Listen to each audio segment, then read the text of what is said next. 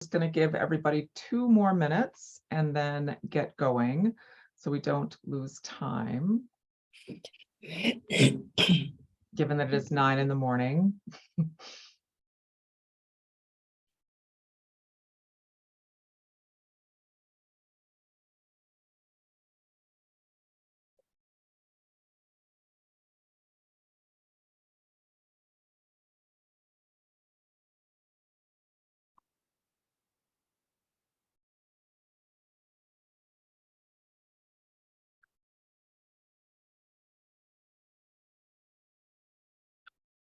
Okay.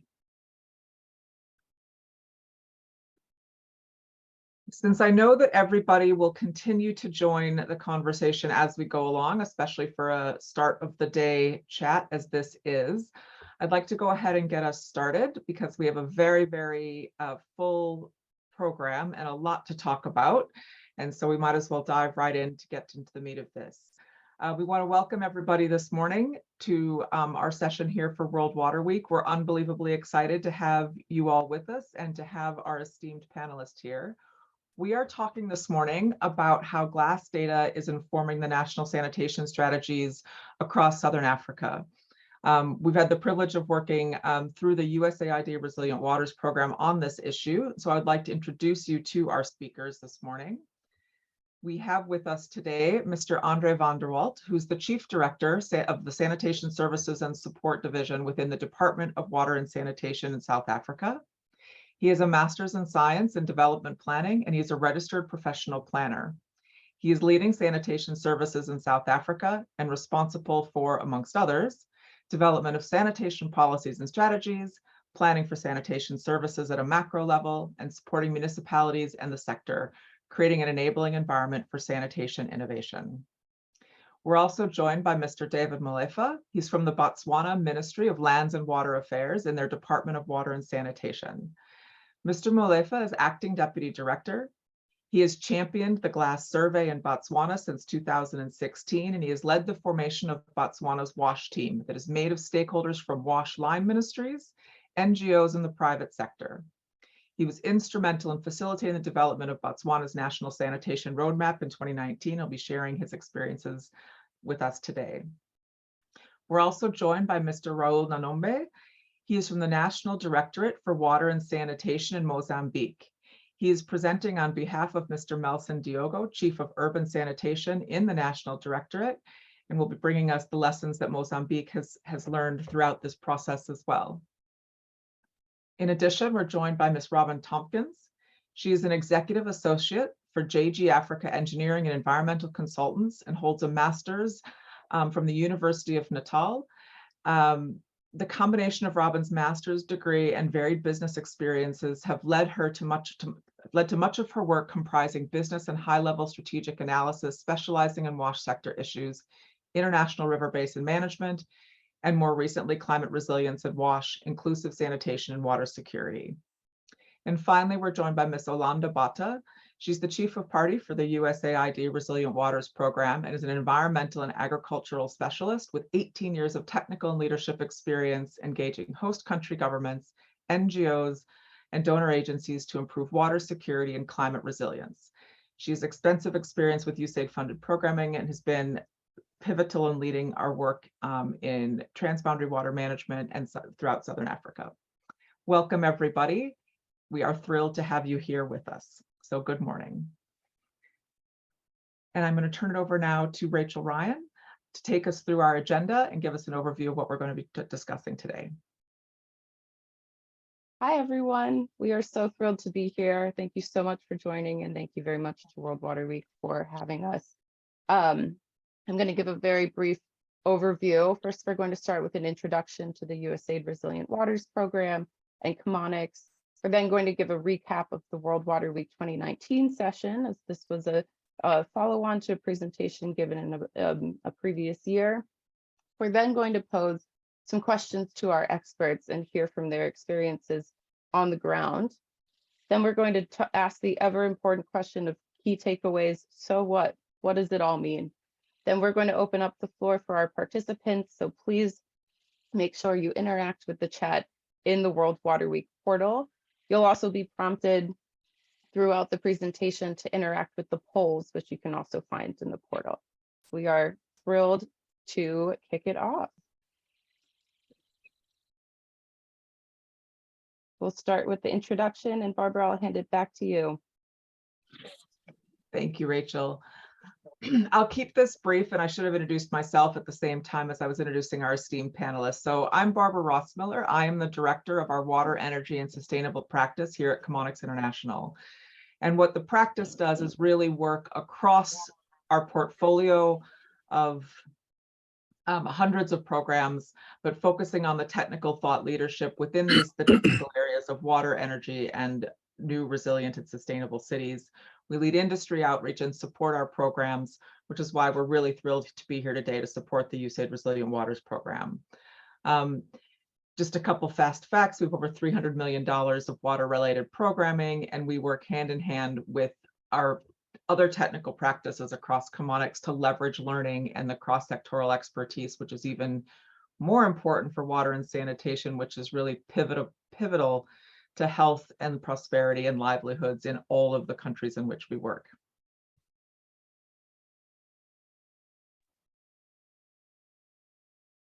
And then we'd like to, go ahead, Rachel, sorry. Thank you so much, Barbara. Olanda, I am happy to pass it over to you for the introduction to the Resilient Waters program. Thank you very much, Barbara and Rachel, for the introductions. Good morning, ladies and gentlemen. The Resilient Waters program is a USAID-funded program implemented by Chemonics International. It has been in implementation since 2018. The Resilient Waters is indeed one of our flagship transboundary programs in the region that focus its efforts in two river basins, namely Okavango and Limpopo. And the program pans out into 7 Southern Africa countries. The goal of our program is to build more resilient water secure Southern Africa communities and ecosystems to deliver over 4 integrated results. But for the objective of this session, we will focus on improving access to water supply and sanitation services. Ladies and gentlemen, the program works with the national government as well as communities in South Africa, Mozambique, Botswana, and Angola. What we have been achieved today, and the colleagues in this session will be presenting to you, is how the lessons learned from one country improved in similar interventions in different countries in the region. This was particularly true given the stellar partnership with our partners in the region. A week ago, as we finalized our final year work plan, one of my colleagues reminded me that at the beginning of this program, there was always a question that was posed. What are the links between drinking water supply, sanitation services, and transboundary water security? I believe that after 4 years of implementation, we are nearing the, it's almost phasing out this program. But I believe that we are ready and able to share resilient water thought leadership in basin water security and inclusive sanitation. Links that, and put forth some recommendations on how that link might look like. So, ladies and gentlemen, thank you very much for your attention. And yeah, look forward to the discussions. Thank you. Over to you, Barbara. Thank you very much, Olanda. Go ahead, Rachel. Robin, I will pass it to you for a recap of the World Water Week 2019 session. Thank you, Rachel. Good morning, everybody. Right, well, as Olanda said, Resilient Waters is an international basin program, but we've also got a WASH component. So we're a bit of a square peg in a round hole, because really a transboundary basin has got riparian states, it's got a river basin management organization, and it works with national government, the structures of national government that have responsibility for shared water resources. So national government, on the other hand, have structures responsible for WASH, and those structures work with local and city governments and utilities that are responsible for sanitation. So the glue in all of this is the national government of the riparian states, and we needed a mechanism in Resilient Waters WASH component that would access those stakeholders quickly and get the buy-in for the activities of an international program working at least in the WASH sector with national level institutions. So we settled on the World Health Organization's GLAAS, Global Analysis and Assessment of Sanitation and Drinking Water.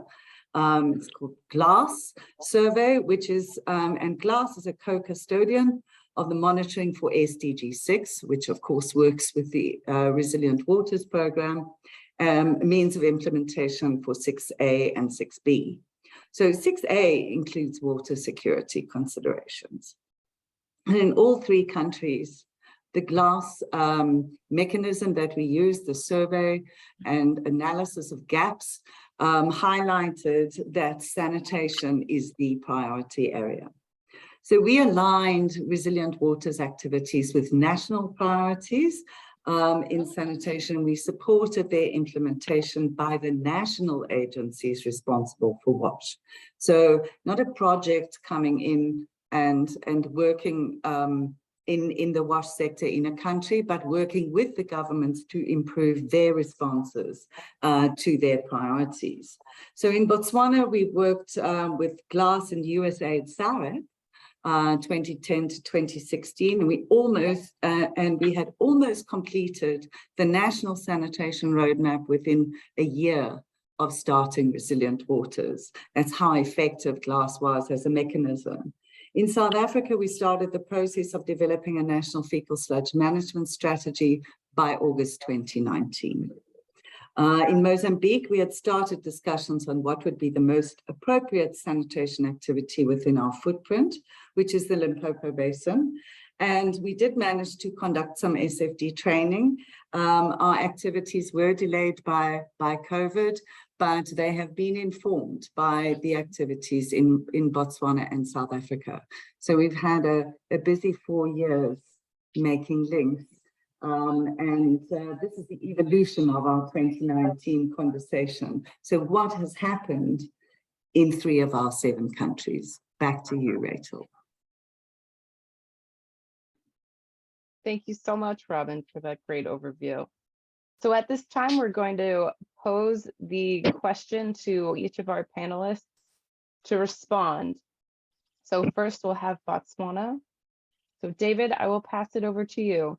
I also want to just quickly note to our audience to please engage with the poll, as we also want to hear from everyone's experience to be able to share lessons learned, follow up, and connect over these topics. So David, thank you. I'll hand it off to you. Thank you, Rachel. What happened in 2019? We finalized the sanitation roadmap. Note that this roadmap is a guide to development of the Botswana Total Sanitation Framework. I'm saying framework because it's something that we will need to have a governance, proper monitoring and accountability mechanism, proper resources for the sanitation sector, and the financing strategy. Our roadmap was approved by a cabinet, and it cultivated political will in the sanitation sector. Currently, we are on tours as our president is tracking movement of the sanitation and the revision of the national sanitation in rural areas. He is tracking our programs and also the technologies that we can apply in rural areas, because some communities who have a low social status, they need assistance in that area. The sanitation roadmap advocated for the establishment of the Sanitation Resources Management Division, which coordinate the sanitation sector the monitoring and evaluation of the sector progress and performance. There are many players in the sanitation sector here in Botswana, and if there is proper coordination, then the sector will do very well, and the community that are living in a vulnerable situation will be included. Thank you, Rachel. Thank you, David. Clearly a lot has happened. So next, Andre, I will hand it off to you.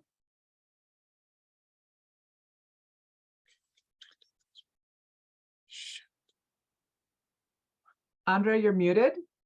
You can unmute, please. Good morning, and thank you very much, Program Director, and good morning to all the delegates on the platform. May I proceed? Our journey with the USAID Resilient Waters started earlier in 2019 with a two-day analysis workshop on the global analysis and assessment of sanitation and drinking water survey data. As part of the workshop identified a summary of gaps that have emerged from the conversations and the GLAAS survey, with a set of recommendations for the country to take forward to improve its water and sanitation services and ultimately our Sustainable Development Goal 6 target. Two key issues emerged from this conversation. One would be to look at the fecal sludge management strategy and beneficial use of wastewater and fecal sludge as areas not yet fully explored in South Africa, but also the World Health Organization sanitation guidelines, which was not yet fully recognized and integrated into the national agenda.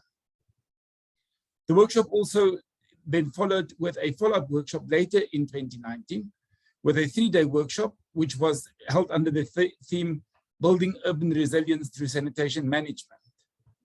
This workshop agreed on two main areas of support through the USAID Resilient Waters program. One is technical support in the development of the National Fecal Sludge Management Strategy, as this is a very new concept in South Africa.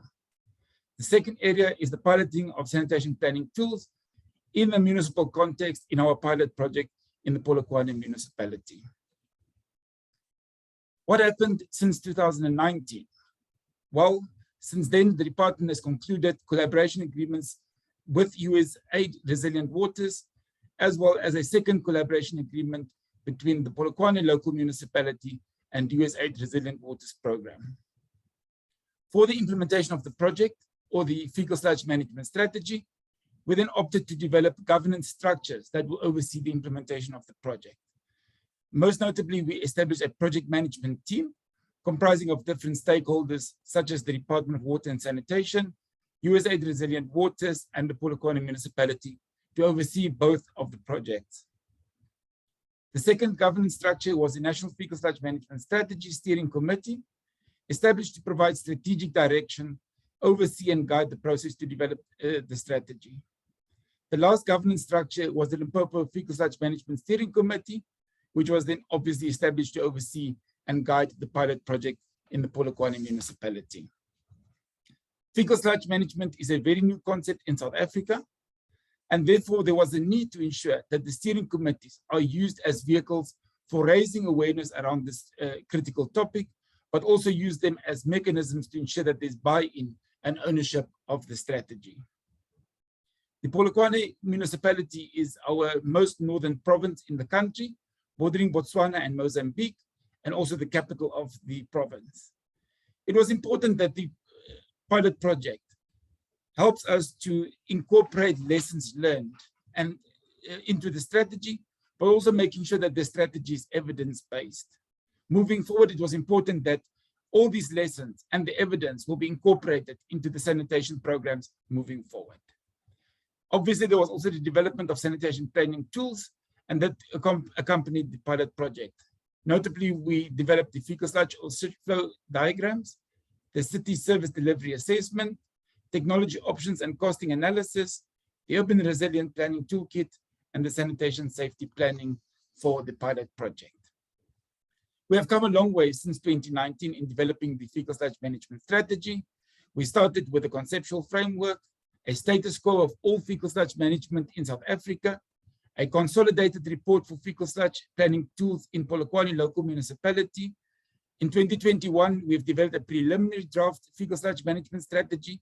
Now in 2022, we have a draft strategy on the table that is ready for public consultation. We're hoping to complete a final fecal sludge management strategy by March 2023. Thank you, Rachel, and over to you. Andre, thank you so much. Raul, I'm going to pass it to you.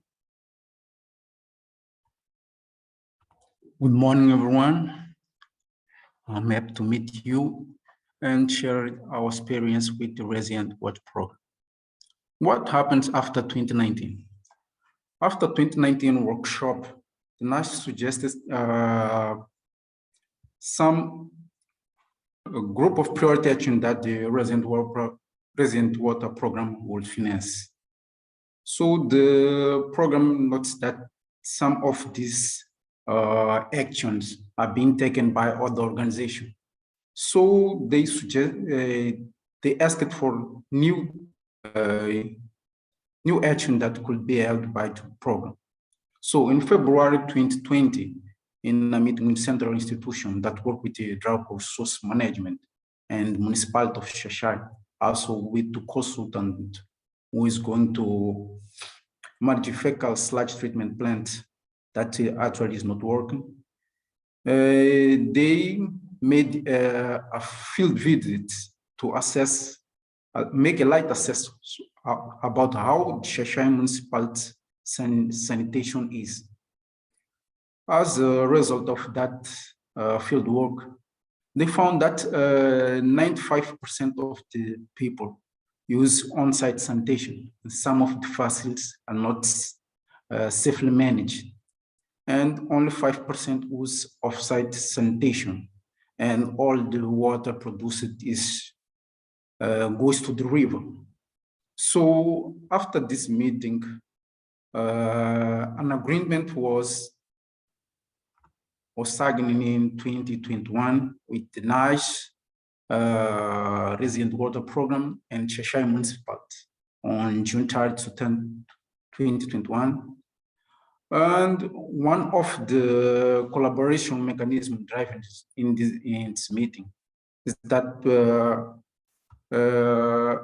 USAID will train the NAS and Cheshire Municipality in fecal flow diagram and give technical support for and financing support for the elaboration of the local climate change adaptation plan.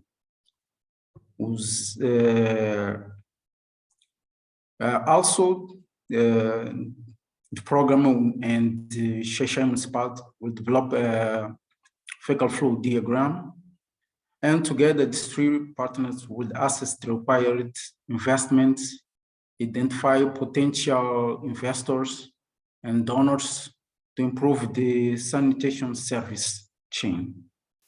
The training was previously scheduled for 2021 third quarter, but only happened in February this year. During 4 days, we were trained on fecal flow diagram, resilient climate change, understand sanitation system, and assess status of sanitation value chain for on-site and off-site sanitation system, and the guidelines for safe sanitation management from World Health Organization. As a sequence of this action, an fecal flow light diagram was created, and the cost improvement plan report too. And they are about to finish. Actually, they are assessing the water quality in the river. It's happening to the assistant by a geologist from the program that is actually working to identify sites where manual emptying service for fecal sludge can be held, and we we are having an assessment from Duquesne University to install electroconductivity equipments to investigate the impact of saline water in the river.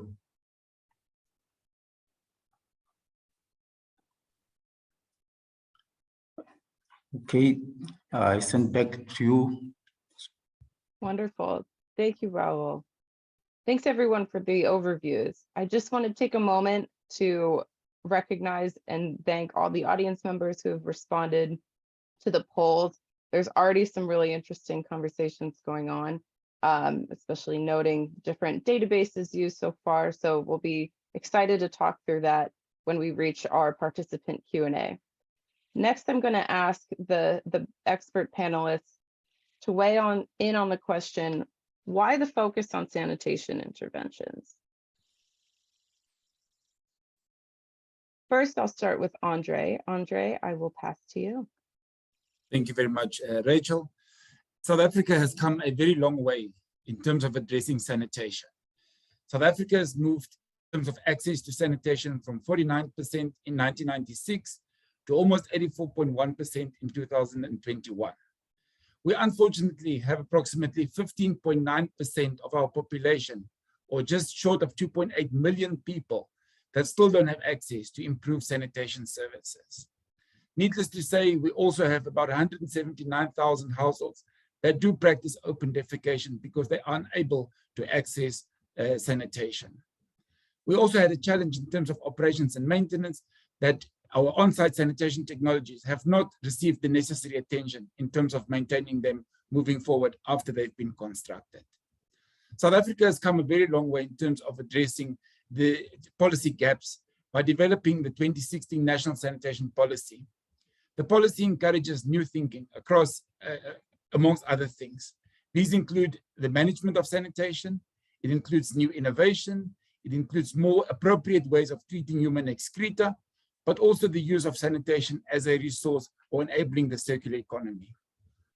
Therefore, the National Fecal Sludge Management Strategy will guide the sector on how to safely manage fecal sludge and to enhance operations and maintenance of on-site sanitation technologies, prevent groundwater contamination, safeguard public health, and protect the environment from pollution throughout the sanitation value chain.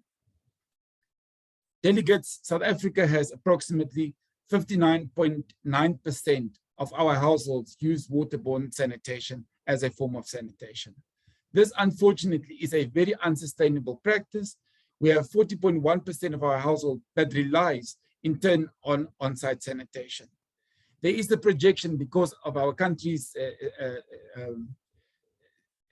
scarcity of water, that by 2017, we will have a deficit of a water demand by 2030. That therefore means that we need to change in the manner in which things are done. Given these challenges, we'll have to look at different ways of providing sanitation, and therefore there's a need to urgently move away from adopting and implementing non-sewer sanitation systems which are aligned with our National Water and Sanitation Master Plan, which calls for less or little water solutions for communities. Thank you, Rachel.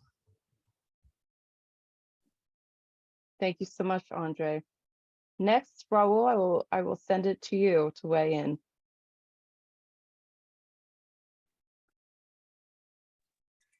Okay. Continue from answering this question, why to focus on sanitation? You can see on the margins below, this is the bridge in 2000 that goes to Sheshai, and the flood created this problem. In the left, in 2013, the problem almost happened at the same level, but fortunately it didn't achieve at this point. So what's the problem with them? We need to improve our sanitation facilities. Like when you see on the left, Sheshai rely most of on-site sanitation, and they are not safely managed. So adding to that, the Sheshai municipality relying on the underground water for drinking purposes.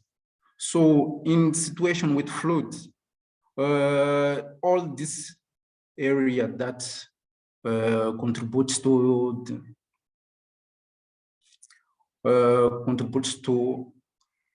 safe water will be infected by all these latrines that are not well lined. Adding that, the public places shown in the picture are not cleaned or well managed too.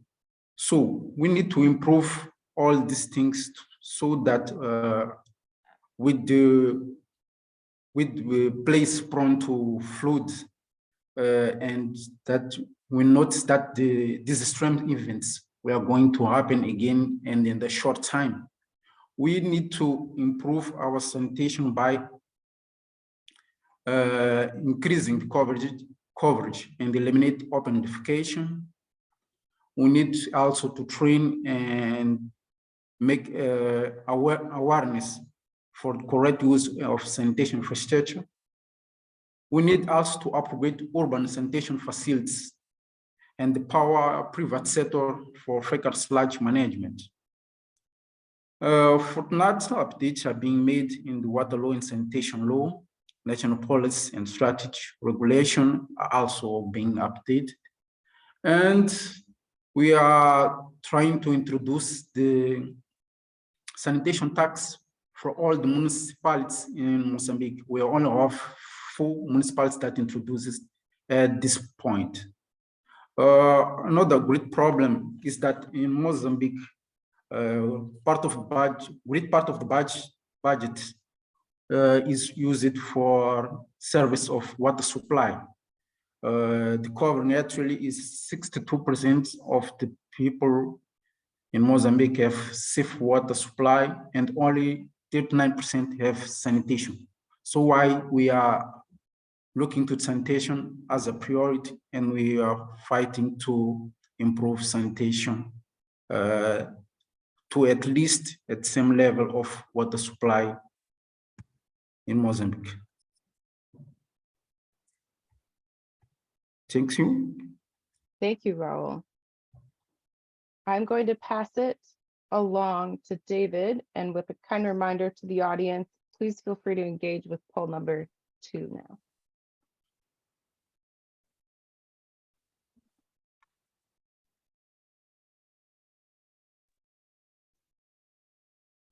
Thank you, Rachel. I lost my connection there for a few seconds. Why focus on sanitation? Botswana is a water scarce country, and all our fresh water are transboundary by nature. Therefore, for us to access that water, we need to negotiate with our neighboring country. We need to preserve it and protect it by all means, and to ensure the water security and sustainable water resources management for not just for our nation, but for the region, the entire region. Having proper sanitation management in place will not enhance protection of public health, but also protect the resource itself within the region. Currently, Botswana has 80% population having access to at least basic sanitation services. And we still have 10% population that practice OD. And this 10%, we want to have at least have everyone having access to proper sanitation by 2030, as SDG 6 says. Majority of these people are residing in the rural areas, as the 31% of population in these areas are practicing OD. After the GLAAS survey 2019, we did gaps analysis, and we realized that we needed to develop our national sanitation framework that will create enabling environment to deliver WAS services to all. Also, to reset on how we perceive sanitation. We used to see sanitation as just a mere disposal of human excreta, But now we see it as a resource because there you can recover energy in terms of biogas or briquettes. We can recover water. Like currently we are running a project that will reclaim effluent in our city and use it for potable use. So you can recover fertilizer from that because nowadays the prices has gone up. So protecting the basin, it will increase water security, not just for Botswana, but the entire riparian countries. Our starting point was to develop the sanitation roadmap, which is now a guide on the development of sanitation framework. Our main concern without proper sanitation management was the public health. Like we know that diarrhea, it's one of the concerns in the under fives, and also to protect the water resources. Our nation rely mostly on groundwater, which is 60% of it is groundwater resource. We also have a beef industry that uses free range and natural farming method. So if we have still people who are practicing open defecation, we have cases of bovine measles. So we want to get rid of this. That's why we focus mostly on sanitation, because we know that with proper sanitation in place, we'll have a clean environment, clean basins, and then for even our riparian countries, when we negotiate this water that are transboundary, they'll be able to be with us all the time. Thank you. Thank you, Risha. Thank you so much, everyone.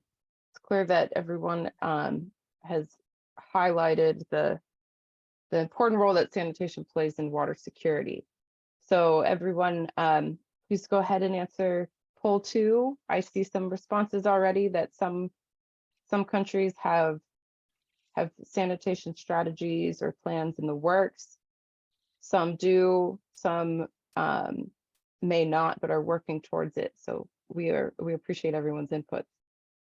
Next, we're going to ask the important question. Sorry, Rachel. I just also want to jump in, because I think that this whole last discussion is something that's really interesting for all of us to consider.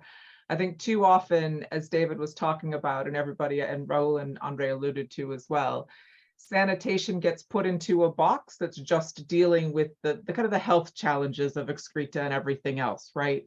And I think what we're seeing here that I think is genuinely critical as we move forward and we consider sanitation strategies globally, as well as obviously across Southern Africa, is that there is absolutely a direct link to water security challenges and sanitation and dealing with sanitation effectively. I think that's been what's been truly groundbreaking about this process, and has been really kind of a revelation for all of us, is to see just how directly and inextricably bound it all is.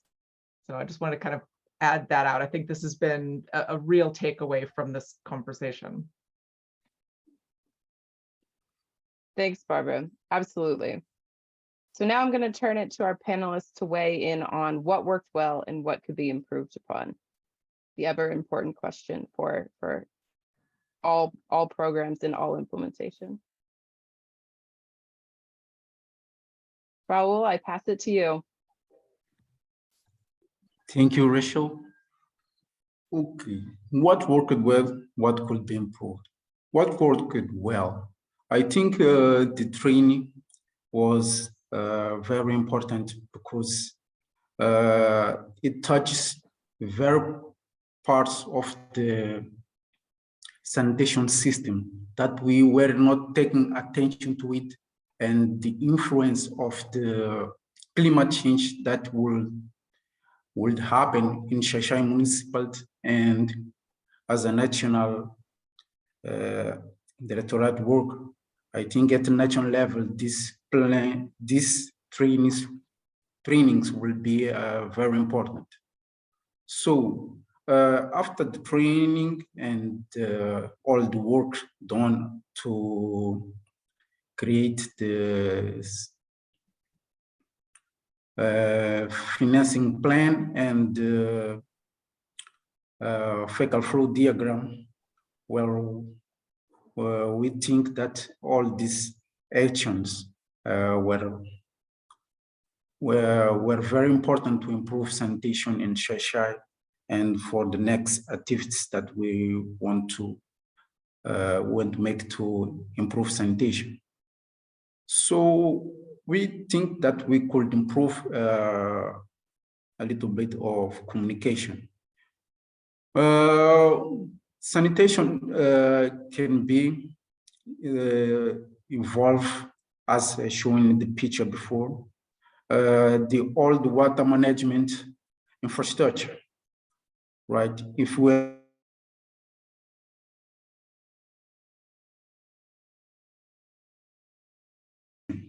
also we have a problem with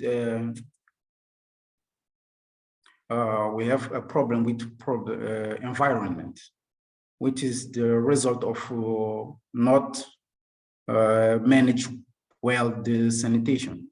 So we think with this program, which is a large program that involves a lot of beneficiaries and address resilient in different contexts, that if we come together at the same table, it will be more appropriate, so that we can see that if the water basin is not well, the water in the water basin is not safely managed, there will be a consequence on sanitation. If sanitation is not well managed, it will bring consequence to the environment, and that goes on.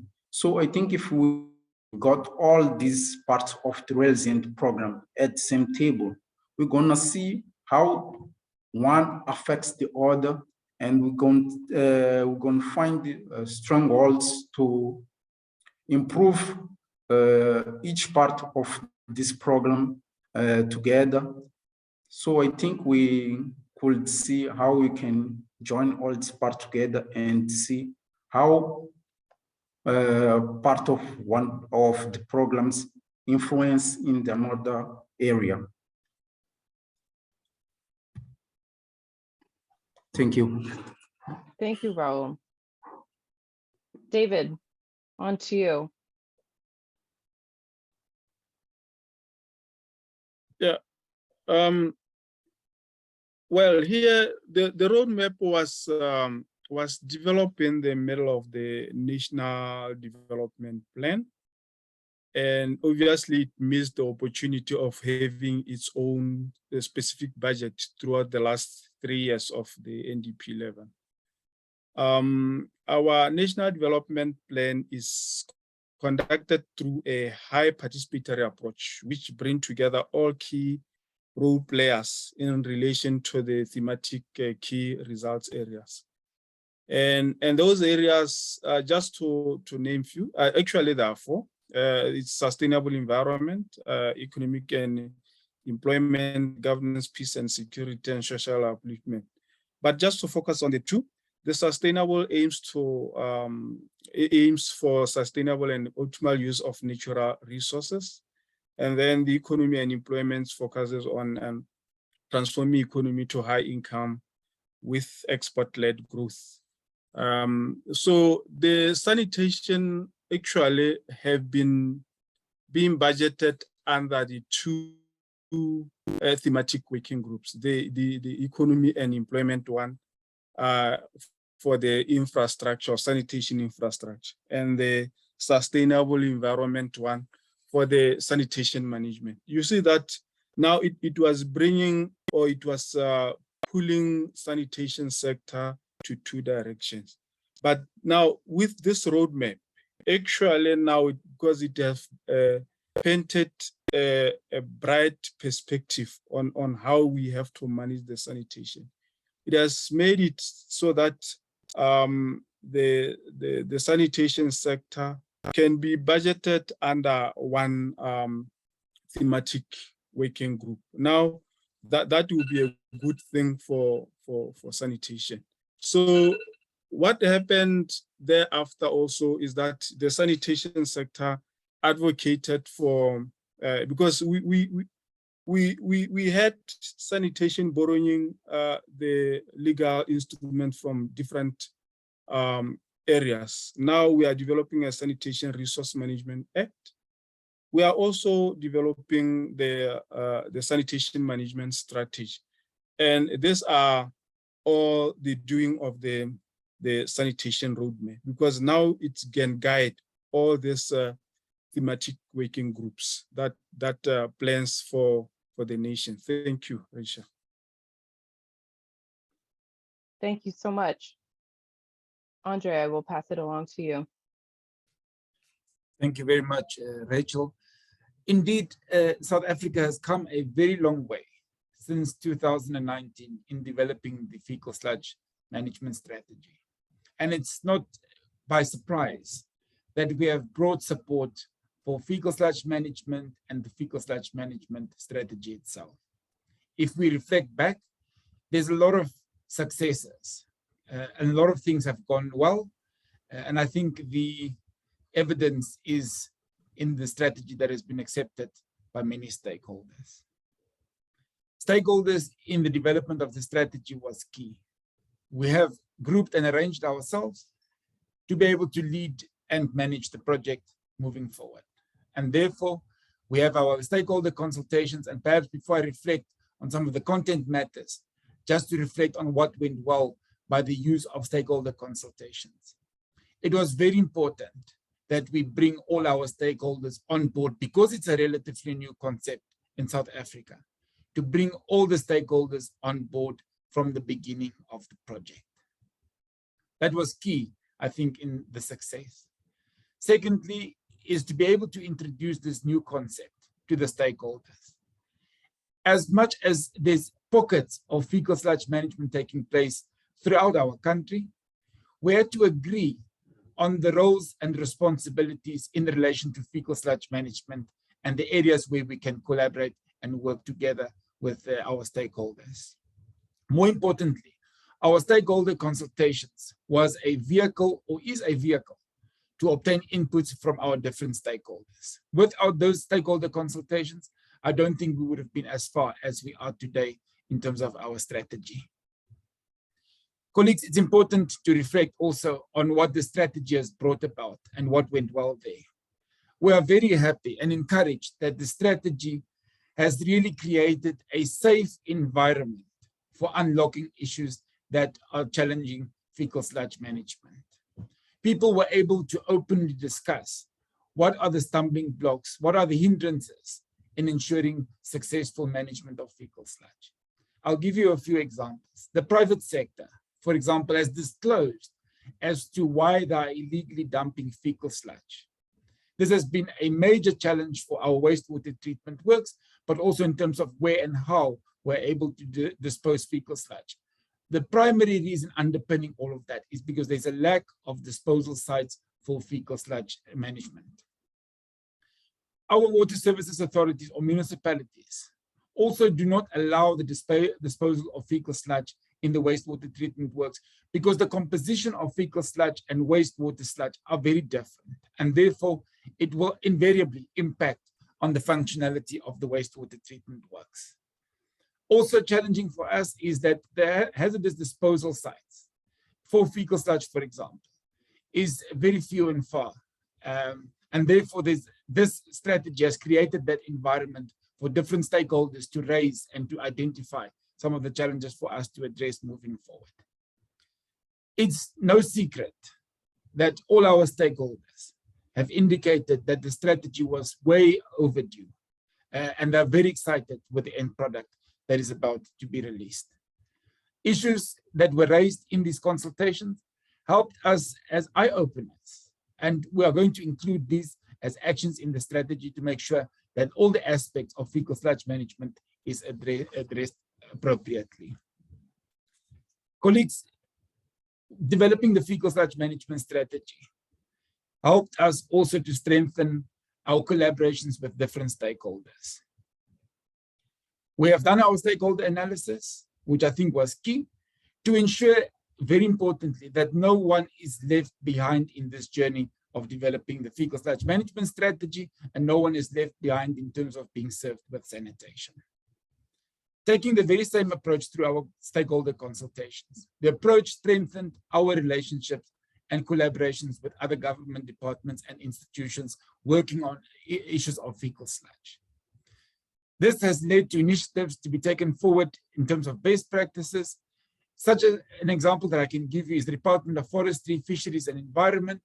They were able to come to the party and say, how best can we relax some of the environmental requirements for small-scale fecal sludge management and treatment? This is a major shift from where we are before we had the strategy on the table. The Department of Forestry, Fisheries and Environment also do not support the establishment of additional hazardous waste disposal sites. So where do we go? Instead, this department, as a key stakeholder, are also supporting instead the beneficial use of fecal sludge. How do we use this resource and ignite the circular economy? Lastly, it has strengthened our relationships with academic institutions and research institutions, as their research findings and the projects that they're doing in the field of fecal sludge management will also form an integral part of the fecal sludge management strategy. And we are very happy that at least we are seeing greater collaboration and working together with these institutions in this particular field. This will also help us to ensure that our strategy is evidence-based and not just a theoretical concept. This will help us also to promote the uptake of the fecal sludge management strategy, because our research findings are real. They're talking to real practical examples, making the strategy a hands-on tool for fecal sludge management moving forward.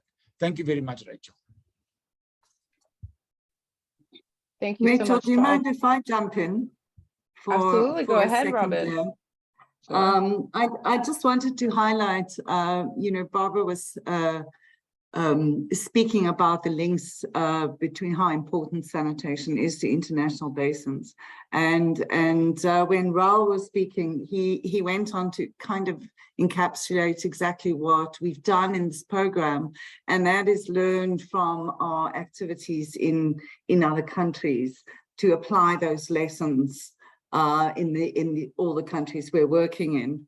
And Raul very clearly demonstrated the progression from Botswana and how and David and Andre both brought that back to how those lessons have been incorporated into our work in South Africa. And we're learning to make those linkages all the way along and between sanitation and water security. And this work in the three countries has really reinforced the work in one country has really reinforced the work in other countries. So thank you so much, all of you, for highlighting that in your answer to that. Thank you so much, Robin. And that actually just alludes exactly to what I was seeing in the poll on the side. You know, we posed the question where, kind of a leading question, because I think we all know the answer. Do you feel that there's enough sanitation budget in your national budget? Unsurprisingly, the answer is 100% no thus far in the poll. But I think just listening to the expert panels, it's been a really interesting way to hear about all of the ways that the various programs work with our institutional counterparts, budgeting improvements, process and capacity building, trainings with counterparts and for stakeholders, stakeholder engagement processes, evidence-based decision-making, learning and learning and process improvement. So thank you so much, everyone, for weighing in. I'm going to take us to the next slide. And first we will ask the question, so what? And what is next? Thank David, you. I can start with you. Thank you, Risha. The sanitation roadmap has made everyone and everything gel well here in Botswana. The political will, the government administration side, and the private sector involvement. So what we need is to expedite the implementation of the roadmap activities to unleash the sanitation value chain and opportunities. And this can be achieved under a good enabling governance and having impactful on-site sanitation program that will target the vulnerable communities that cannot afford to build their own sanitation facilities, and also have sanitation behavior change program. The roadmap has highlighted activities that can be further explored to map value chains and opportunities such as on-site sanitation facility emptying services, production of fecal sludge briquettes, biogas, fertilizers, and also reclamation of the effluent from the treatment wastewater treatment facilities. When all these are in place, we would have eliminated potential pollution sources of fresh water, hence building to water security and also having a sustainable environment. We would also have enhanced transboundary water cooperation, as there would be no significant harm to the transboundary water the freshwater resources. Like here in Botswana, we have transboundary aquifers, we have transboundary water courses that we share with all riparian country. Note that Botswana is a landlocked country, so for any water that we have here, we are depending on this transboundary basins. Thank you, Rachel. Thank you so much. Andre, I'm going to pass it to you for your experience. Thank you very much, Rachel. I think the so what part, if I can say that, so what is big for South Africa.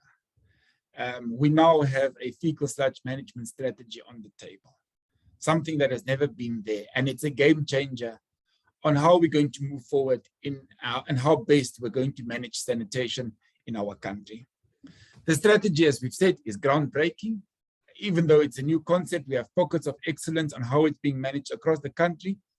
But importantly, it is going to be, or it has been rather, integrated in major government documents, policy documents, and strategy documents of our government. Firstly, South Africa is currently reviewing our legislation with regards to water, notably in our National Water Act and our Water Services Act. Key issues related to fecal sludge management and sanitation value chain have been included as part of the amendments to the Water Services Act. A first for the country, a first for the world, the first for fecal sludge management. It's now part of our legislative review process. Also, fecal sludge management will be included in our draft compulsory national standards for water supply and sanitation services to ensure that fecal sludge is appropriately regulated. This has never been the case. For the very first time, issues of fecal sludge management will now be included in our norms and standards. This has been a very exciting journey for us. We can't wait for the publication of the final fecal sludge management strategy. As I said, it has really changed the manner in which we think and want to approach sanitation moving forward. The strategy for us has the potential to create a basis towards igniting and unlocking the sanitation circular economy, something that is much needed in South Africa. We no longer look at waste as waste, but waste as a resource, waste as gold. Secondly, it also will create an opportunity for new job opportunities in the country, where we have just over 30% of unemployment. This could be the new game changer in terms of creating jobs. And lastly, having the fecal sludge management strategy on the table, it definitely is a driver for water security in South Africa. And we are looking forward to the implementation of this project. As I said, it's been a very long journey for us, but we're very excited that for the very first time, we have a strategy that will deal with non-sewage sanitation, fecal sludge comprehensively across the value chain in South Africa. And to USAID Resilient Waters, We're most thankful for your support and your assistance in developing this. Thank you very much, Rachel. Thank you so much, Andre. It's great to hear the rippling effects clearly that strategy development has, both in economic and resilience for the whole country and the region.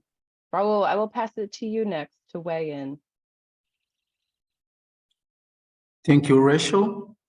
So what comes next? We are going to follow what we have found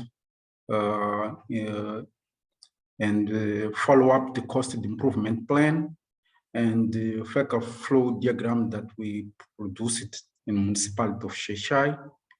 So we can address sanitation by looking at the sanitation service chain and see what's not working and where the chain is broken.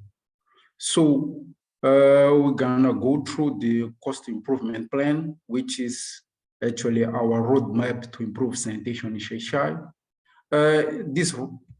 We are going to go across 6 important points. We are going to work to improve understanding of on-site sanitation systems needs, which is activity that started.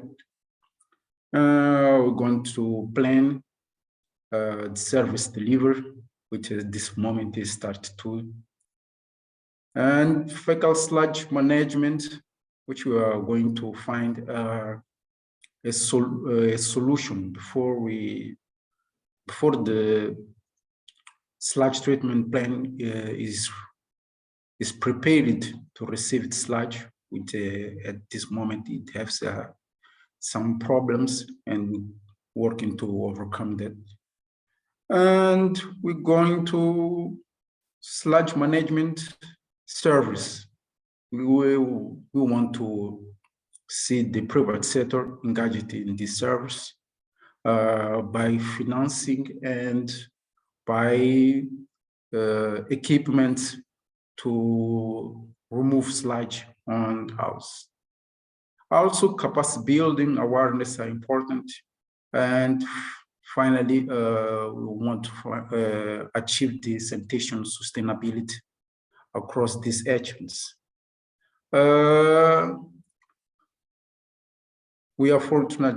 Unfortunately, we had the COVID-19 problems. So these COVID-19 problems opened the eyes of the people and the political will about the importance of sanitation. So we had to invest on building and repair sanitation and water supply facilities. So this opened a door that sanitation is a must. Sanitation, if not well managed, will be a problem in all the country.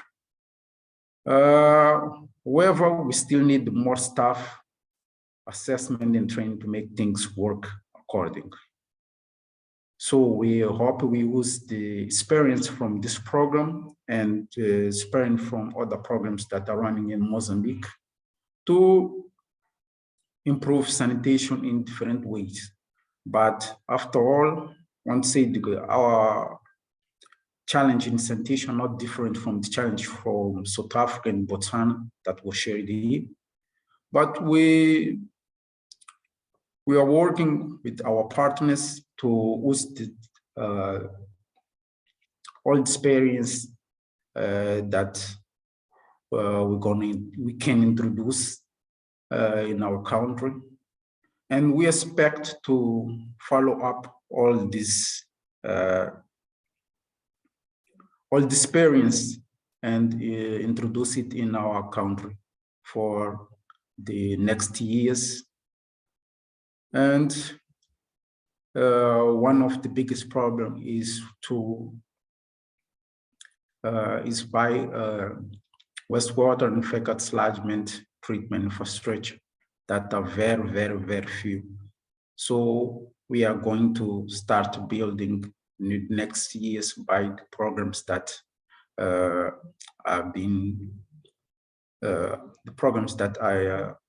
at this moment we are working here in our national directorate.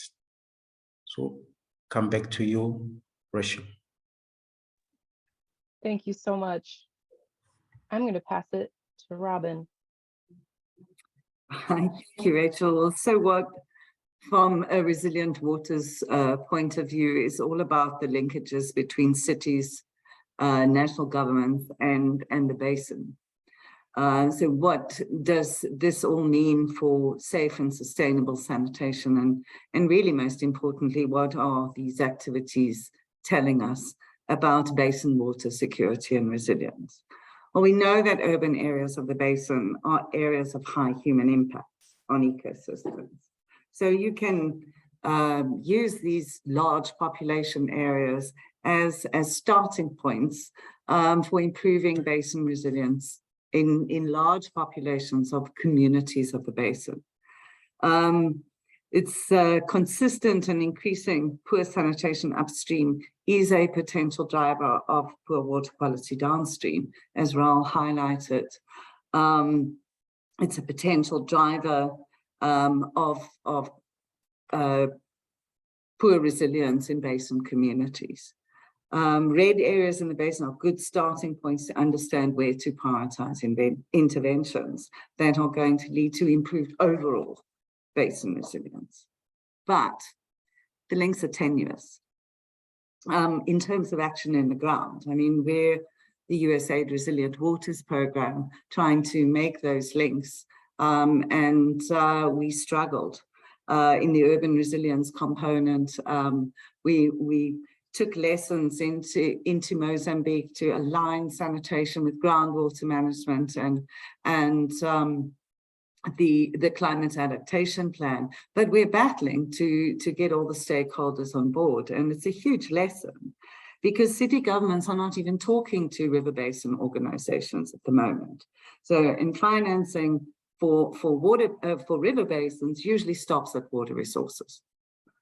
So we believe that inclusive sanitation in urban areas of the basin will drive basin level security and improve resilience of high populations in the basin. And those are the basin communities that are priorities for basin organizations and for national governments in eradicating open defecation and improving sanitation across the board. So we believe that USAID Resilient Waters has established a force multiplier opportunity for basin level and regional level organizations to take advantage and strengthen these links. And we hope we've emphasized why it's so important for these links to be stronger and for sanitation to be an integral part of basin water security. So what next? Is, well, Resilient Waters is ending soon. So we are hoping to promote the delivery of capacity for scoping city-level sanitation projects to the river basin management organizations. And hopefully the participants and the people in this seminar will take that message forward.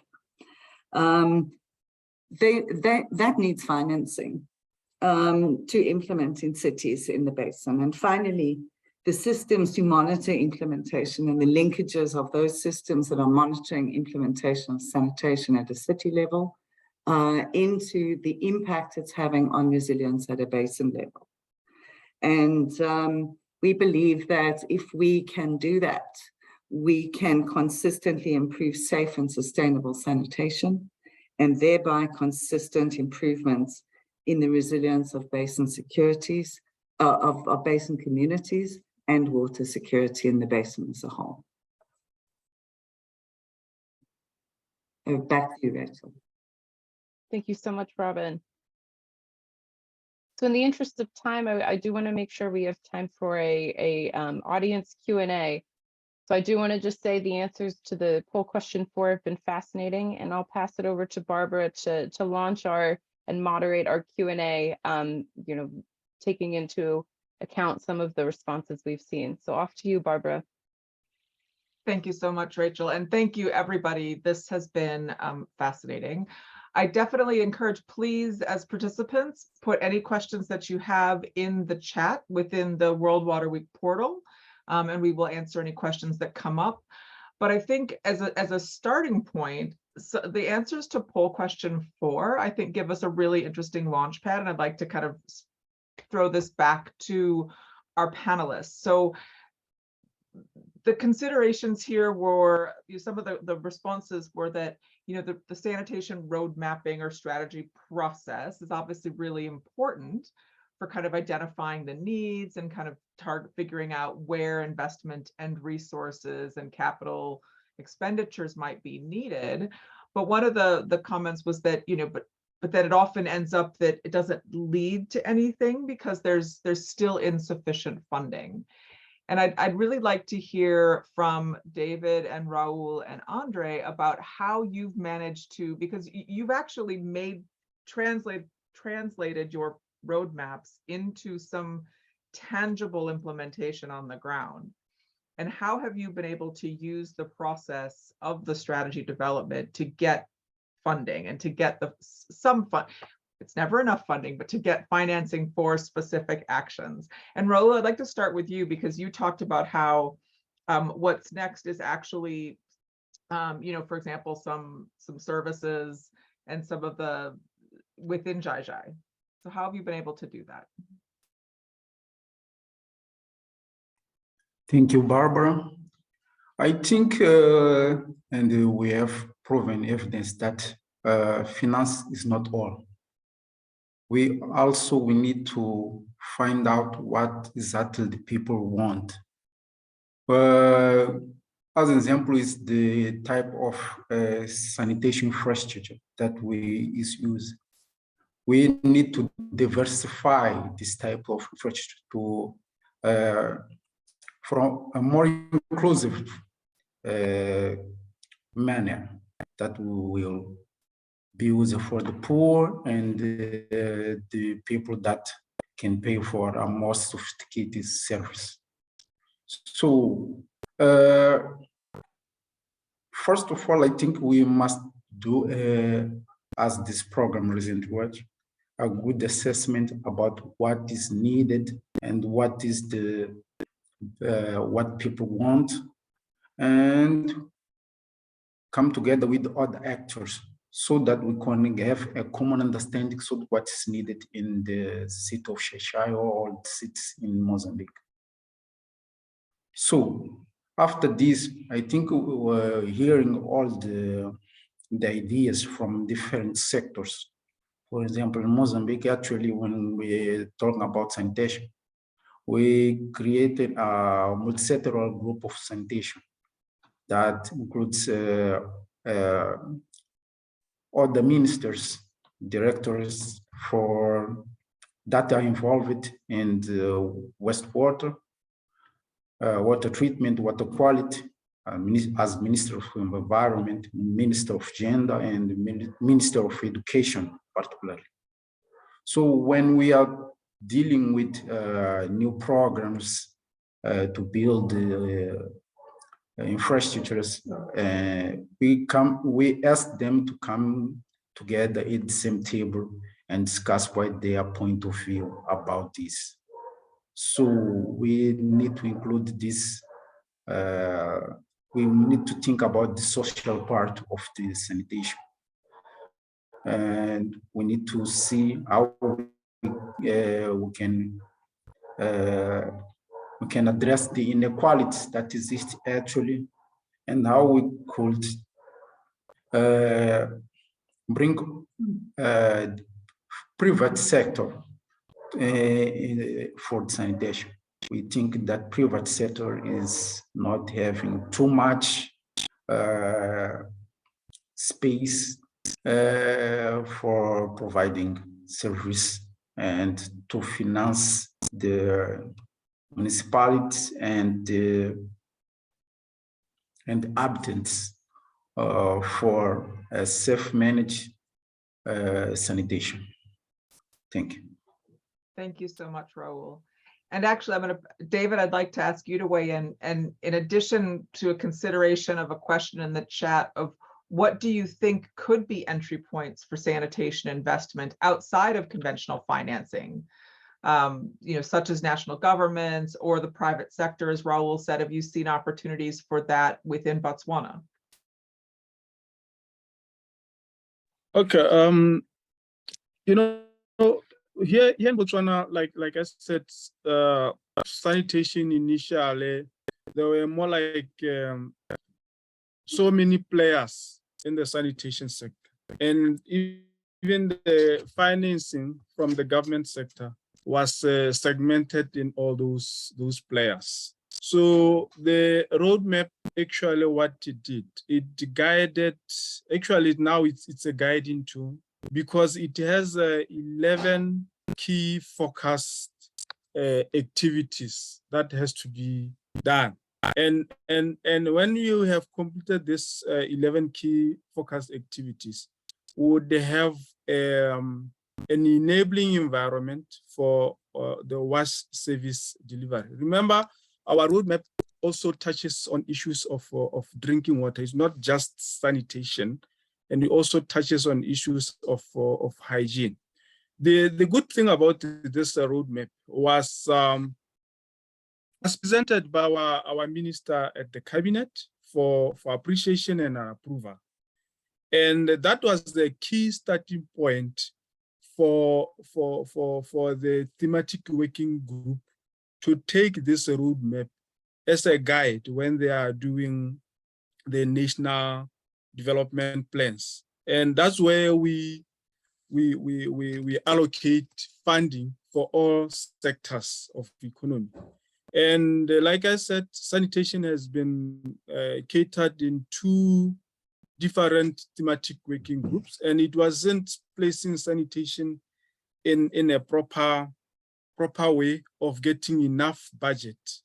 So now, because of this, it's been focused to be taken under one sustainable environment thematic working group, where we would see the whole budget of sanitation targeting the social aspect, targeting the infrastructure. And the other thing that was much behind was the rural sanitation aspect, which now it's one of the talk of the day, that we should have an on-site sanitation program.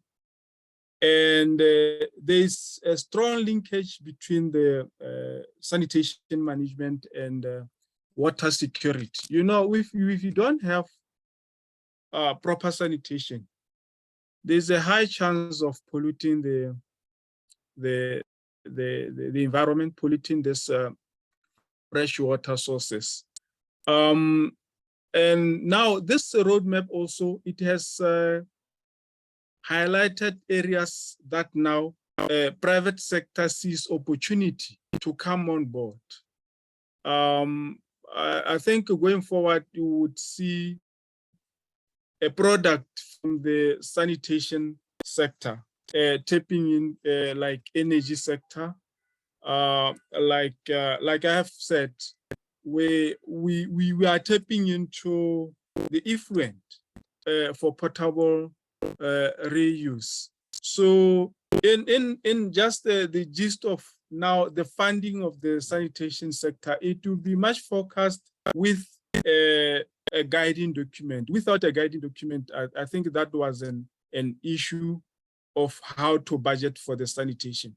And the roadmap is very important because now it has highlighted this 11 key focus activities. Thank you, Barbara. Thank you, David. That's excellent. And Andre, I'd really like to have you weigh in as well on this whole kind of interrelated issue for taking a strategy and translating it into actual action on the ground and financing and engagement, both with government and with private sector, and the experiences that you all have had in South Africa.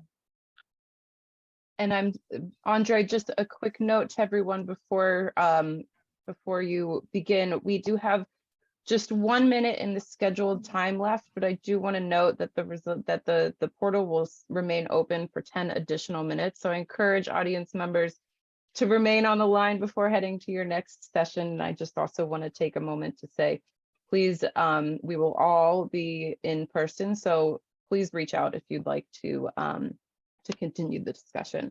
Andre, I'm so sorry to interrupt. We'll pass it to you now. Thank you very much, Rachel. We in South Africa believe that sanitation is the new business opportunity of the day. Through our strategy, we've been able to frame the roles and responsibility of the different stakeholders quite succinctly as to who needs to do what. Through our stakeholder consultations, we have engaged, for example, with our department that is tasked with municipal management, cooperative governance and traditional affairs, and we've had quite positive responses in how we can reform the grants to assist in fecal sludge management. For example, they are willing to look at the current municipal infrastructure grant and adapting that to make a provision for funding, for example, transportation for fecal sludge management. And that is a huge shift in the traditional use of the grant in relation to sanitation. On the home front, in the Department of Water and Sanitation, we're also going to review towards the end of the year the framework for both our regional bulk infrastructure grant as well as our water service infrastructure grant to make provision for fecal sludge management moving forward. Currently, the frameworks are mostly centered around issues of water services, looking at water provision and sanitation services, but we want to make sure that there's a very clear condition within the framework that now makes provision for fecal sludge management treatment, and so forth. Maybe just to conclude, Barbara, that the department has also now developed what we call a partnership framework. We're going to now engage with different sectors of the private sector around different elements of fecal sludge management and the circular economy. As I said, fecal sludge is now the new business opportunity, and we believe that the private sector is geared and they are hungry for this opportunity to take it forward and make sure that actually we effectively and safely manage sanitation throughout the value chain. Thank you very much. Thank you so much, Andre. That's terrific. And I'm mindful of time, but I would like to give either Robin or Olanda a chance to kind of really frame, this question as well and answer this question. You've been working across all the countries, and so are there things that you've really seen and noticed in this process kind of related to this question, or just in general as a major takeaway? I'll leave it to you two to wrestle as to who responds, or both. Olanda? Yeah, I'll start. Thank you, Barbara. I think we have shown how this work is really important, but at the same time challenging. So countries are in different levels of capacity, but nonetheless, they all share the same goal, the water security. And to achieve that, the inclusive sanitation on their plans is important. So that is a really very important thing, a message that we can share with the wide audience and in our footprint. Another thing, I think Robin did say briefly about what would be the next steps. Actually, I'm happy to say that we already have reached a few institutions which could take this up in a different ways. And we will continue to do that at least throughout the implementation of this program, bearing in mind that perhaps other actors in the space can uptake this and then do even further work and collaborate with the partners in the region. And I also want to take the opportunity to really appreciate the collaboration with the national governments that we work with. I think without them, we would not be at this point, and that is really much appreciated. Thank you. That's great. Robin, any final thoughts as well? Well, to be honest, I think Olanda said it all. But yes, we have reached out to organizations that can help us take this idea forward. But I'd just like to recognize the incredible amount of work that these three countries have done to take this forward. And I think, Barbara, you mentioned financing earlier. It's humbling to see how how we have in this program, throughout this program, worked with governments to facilitate more financing into the sanitation sector. And I think they've made a start. And as Resilient Waters being a regional program and working so closely with USAID, it's great to be able to say that we're going to get this message out there and perhaps help them along the way. And, to get more financing into the sector and into basin security. So hopefully by linking these two things, that's what we're going to help to facilitate. So thank you for this platform. And thank you to everybody that participated. Thanks, Barbara. No, thank you. And I'm going to just a couple closing thoughts before we go. I think that there were, if anybody, we really, first of all, appreciate everybody who stayed throughout the entire presentation. And I think there were a couple of key things that really stood out to me about this entire process that I took away from all of our esteemed participants. One is that, these policy roadmap processes are not all talk. They're really fundamental, critically important platforms to, as Andre said, engage with stakeholders, and as David and Roland talked about, to really articulate what the needs are in this sector and make sure that it's integrated across government. I think that's an incredibly important point. I think GLAAS serves as a really important shared platform to frame the issues and then monitor and track progress against sanitation targets and goals. So that's also been a really helpful way to bridge and leverage learning across the different countries within the region, which has been really, really helpful. The other thing I heard over and over again that I hope you all take away is that sanitation isn't a problem, it's a resource.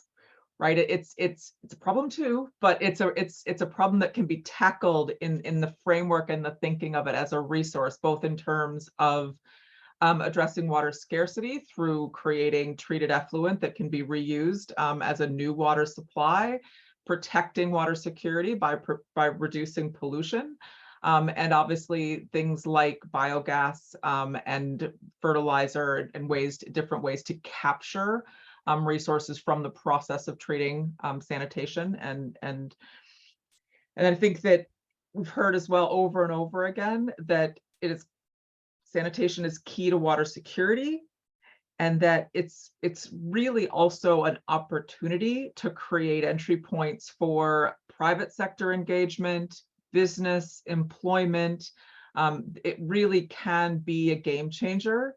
And bring in new partners to share in the responsibilities of safely managing sanitation, which is a fundamental goal and priorities for all of our countries.